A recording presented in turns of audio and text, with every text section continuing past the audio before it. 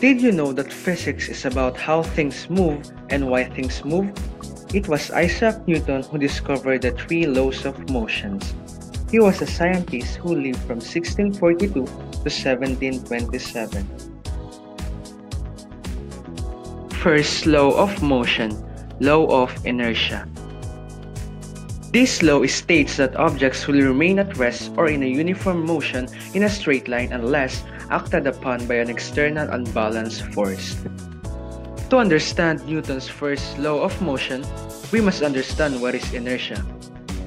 This sofa is stable unless you move it, but you cannot move it since it is large.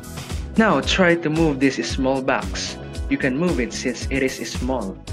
It is stated that no object in this universe will start moving unless some external effort is put on it, just like the sofa and the small box. This law concludes that things want to stay in the position they are, and things want to keep doing what they are already doing. An object at rest stays at rest, and an object in motion stays in motion. That is all about the first law of motion.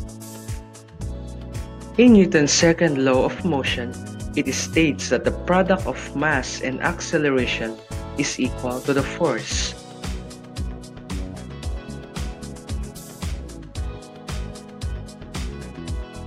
In basketball, whenever a player shoots or passes the ball, it has a mass, which means that the player must use the appropriate amount of force when shooting or passing.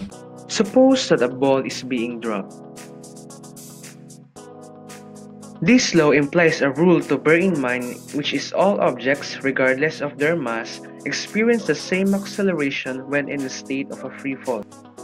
Newton's second law states that the acceleration of an object is directly related to the net force and inversely related to its mass. Newton's third law of motion. Every action has an opposite and equal reaction.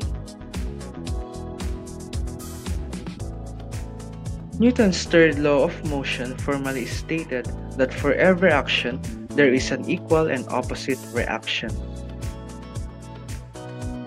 Whenever a ball and a table interact with each other, they exert forces upon each other.